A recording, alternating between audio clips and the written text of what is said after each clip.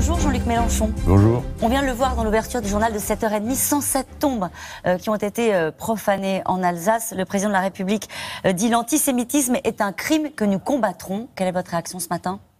Bon, comme toutes les personnes normales, je suis soulevé de dégoût pour l'acte lui-même, pour les pauvres familles qui ont leur tombe profanée, et puis de dégoût pour l'individu qui a fait ça, parce que bon, c'est pas très glorieux, aller la nuit mettre des croix gammées sur des tombes. Bon, on voit ce qu'est cette extrême droite-là, elle est répugnante. La mobilisation, naturellement, on en parle ce matin. Si vous faites les moutons, vous serez tondus. Et le 5 décembre, il faut se mettre dans l'action. C'est du Jean-Luc Mélenchon. Vous adressez à qui lorsque vous parlez des moutons?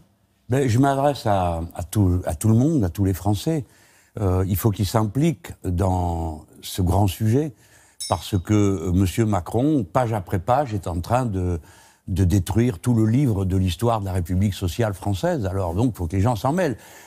Voyez-vous, il vient d'inventer une réforme. Alors ça, c'est du Macron tout craché, un truc technocratique et qui, à la fin, sert la finance. Mais ça répond pas au problème posé, parce qu'il y a vraiment un problème avec les retraites. Les gens partent trop tard, 63 ans. Or, la durée de vie en bonne santé, maintenant, c'est 63 ans, donc les gens partent malades. Du coup, la moitié d'entre eux sont déjà au chômage avant de partir à la retraite. Et puis, pour finir, il y a trop de pauvres de retraite, de trop petites... C'est ça qu'il faut régler. Pas aller inventer un machin, une usine à gaz de retraite par poids, où chaque génération ne saura jamais ni combien, ni à quel âge elle part, ni combien elle aura à la retraite. Vous parlez des pauvres. Le gouvernement anticipe et répond et dit il n'y aura pas une retraite en dessous de 1 000 euros. Ah, vous voyez, ça, c'est pas mal réussi. C'est leur coup d'enfumage de communication. Pour ça, il faut avoir une retraite complète. Mais justement, le problème, il faut un nombre d'années cotisées complet. Le problème, c'est ceux qui n'ont pas le nombre d'années cotisées complet, qui sont en dessous du seuil de pauvreté la plupart du temps. C'est le cas des femmes et des carrières précaires, des précaires, parce qu'elles ont dû s'arrêter en cours de route et que l'essentiel des emplois précaires sont des emplois féminins aujourd'hui. Donc c'est bien réussi, ils font croire un truc qui n'existera jamais. Vous battez pour le retrait de cette réforme, oui. Mais le problème, c'est qu'on ne la connaît pas, la réforme. Ben, on connaît les principaux principes. On est quand même, ils vont pas inventer l'eau chaude. Hein. Le système de retraite par points, on sait comment ça marche. Ils ont à peu près dessiné le profil. Ce qu'on sait, c'est que tout le monde va y perdre. Il y a le même système où à peu près en Suède, 90% des femmes y ont perdu, 70% des hommes y ont perdu. Par conséquent, on sait que tout le monde va y perdre. D'ailleurs, c'est pas fait pour que vous y gagner, Caroline Roux. Il faut être moins naïf. Hein. Il faut pas croire que c'est des gens bienveillants. Ils sont là pour arriver à un résultat. Lequel? Dans leur tête à eux, ils veulent que tout le monde ait une petite pension et que tous ceux qui ont un salaire un peu au-dessus de la moyenne se payent eux-mêmes leur retraite en capitalisant, en achetant des fonds de pension. Voilà. Ils ont prévu, en douce, en cachette, ils ont déjà fait ça dans la loi PAC, tous les sous que vous mettez dans votre retraite par capitalisation, eh bien, vous pouvez les retirer de votre impôt sur le revenu et vous n'avez pas d'impôt quand vous le touchez. Vous comprenez? Ça veut dire que le projet qu'il y a derrière, ce que vous dites, c'est la fin de la retraite par répartition. Mais la fin du modèle français. Il y a une retraite par répartition aussi aux États-Unis. Mais ils vous donnent une toute petite chose et vous disent « Oh là là, vous n'avez pas assez, faut faire des économies et placer dans un fonds de pension. » Donc vous, tous les cadres qui m'écoutez, vous savez que vous allez passer à la toise. Parce que pour avoir un revenu à votre retraite qui soit suffisant, vous allez devoir aller cotiser au fonds de pension. Écoutez-moi bien, Caroline Roux, ça est absurde. Vous allez mettre de l'argent dans la bulle financière, vous allez diminuer votre salaire mensuel de ce que vous aurez mis de côté, que vous ne mettrez pas dans la consommation, et donc ça ne fera pas tourner les entreprises. Tout ça est absurde. Ce n'est pas comme ça qu'il faut faire. Et puis surtout, je vais vous dire, c'est de la philo aussi. Ah bon? Ah bah ouais, on vit ensemble ou pas? C'est chacun pour soi, avec ses petits points, son arrangement, ou bien, comme on le fait depuis que l'humanité existe, ceux qui peuvent bosser aident ceux qui n'y arrivent plus ou qui doivent aller se reposer. Eh bien moi, je choisis tous ensemble. C'est la réforme du chacun pour soi?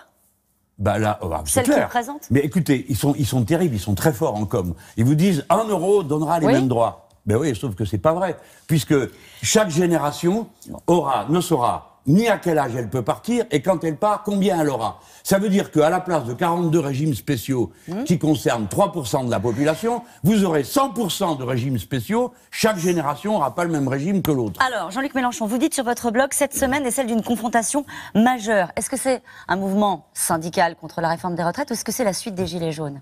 Ah, c'est les deux, hein, parce que la France est travaillée par un sentiment de dégagisme ils ne supportent plus la représentation, quelle qu'elle soit, la représentation politique, les journalistes, les policiers, les magistrats. Il faut essayer de comprendre ça au lieu de le mépriser. Et dans tous les pays du monde, on voit que ça se produit et qu'on arrive au bout d'un système. Et puis vous avez, tout à l'heure, on a vu les gens qui pataugent dans la bouillasse parce que il y a des inondations. Donc on est confronté maintenant au grand défi du changement climatique. Donc c'est le moment. C'est ça qui se joue aussi là à partir de demain. On apprend à serrer les coudes ou chacun pour soi. Chacun balaye devant sa porte ou bien on essaye tous de régler les problèmes. Il y a des gens qui vous regardent ensemble. ce matin et qui ont peut-être été vexés que vous les traitiez de moutons, qui se disent bah, moi je vais devoir demain aller travailler, ça va être galère et je vais essayer de m'arranger, mais je vais pas pouvoir faire grave et je vais aller travailler. Oui, mais les gens, ils sont pas aussi tordus que ça. Ils comprennent ce que je veux dire. Ils comprennent qu'il faut savoir résister dans la vie parce que tous dans leur vie ont une fois ou l'autre résisté. Et ils savent très bien, justement, que si demain ils ne peuvent pas faire la grève, bon, comme de toute façon, ils ne pourront pas se transporter, l'affaire sera entendue, mais ils auront la possibilité, samedi, d'être dans les rues, parce que samedi, il y aura des marches et des manifestations partout.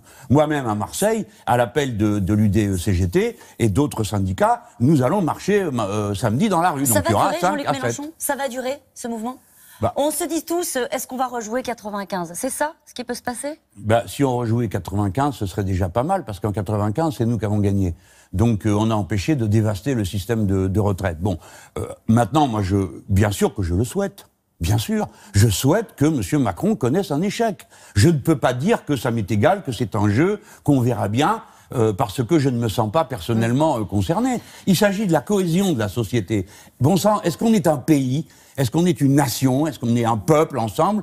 Ou bien chacun fait ses petites affaires et la société est comme une espèce de magasin dans lequel on va se servir, chacun sa petite retraite, sans s'occuper de l'autre et sans savoir ce qui arrive aux autres. Pardon, Madame Roux, moi je vais vous dire, cet été j'étais dans un pays où il y avait des gens de 70 ans au travail, au bout de la chaîne de paiement. C'est ça qui nous attend? Eh bien exactement, et moi j'avais envie de pleurer, je vous le dis, parce que je supporterais pas d'y voir ma mère ou d'y voir mon père dans cette situation. Alors, je dis aux gens, réfléchissez bien. Si vous laissez faire, ne croyez pas que vous allez vous en sortir tout seul. Ce n'est pas vrai. C'est une réforme qui n'est faite que pour quelques-uns, et ces quelques-uns vont s'en mettre comme d'habitude plein les poches, et vous tirerez la langue. Donc moi, je propose qu'on parte après 40 annuités, à 60 ans, parce qu'il faut partir tôt si on ne veut pas être brisé, qu'il n'y ait plus une seule retraite incomplète en dessous du seuil de pauvreté. Et il y aura un équilibre financier? Mais évidemment, c'est très facile à trouver, ça. C'est le plus simple. Bon. La préfecture s'inquiète des violences et demande, notamment aux commerces qui sont sur le trajet. Ça, ils me donnent du mal pour faire peur à tout le monde. Je termine ma question. Sur l'itinéraire de la manifestation à Paris, il y a 5000 hommes qui seront mobilisés. Donc les commerces vont fermer leur devanture. On s'attend à des violences, dit la préfecture. Ce serait dommage si le mouvement social était entaché de violence? Tout à fait, clairement. Moi, j'y suis totalement hostile. Les violences n'ont qu'un seul résultat. Elles invisibilisent le mouvement social. C'est-à-dire que on ne parle que de ça. Et d'ailleurs, c'est le but d'un certain nombre de gens qui pensent que c'est bien comme ça. D'autant que souvent, les violences apparaissent tout à fait étranges. Elles surgissent à un endroit, on se demande pourquoi. Il semblerait qu'on serait capable de mieux contrôler ça. Plutôt que de tirer dans la figure des gens, mieux vaudrait contrôler ceux qui sont vraiment violents. Le dernier qui a perdu un œil, il était tout tranquille dans son coin en train de parler. Ça veut dire que vous appelez la préfecture de police à bien faire son travail? Je l'appelle à respecter le droit de manifester et à bien comprendre que son boulot n'est pas de réprimer la manifestation, mais d'empêcher la violence et de garantir la tranquillité publique de ceux qui manifestent. Merci beaucoup, Jean-Luc Mélenchon.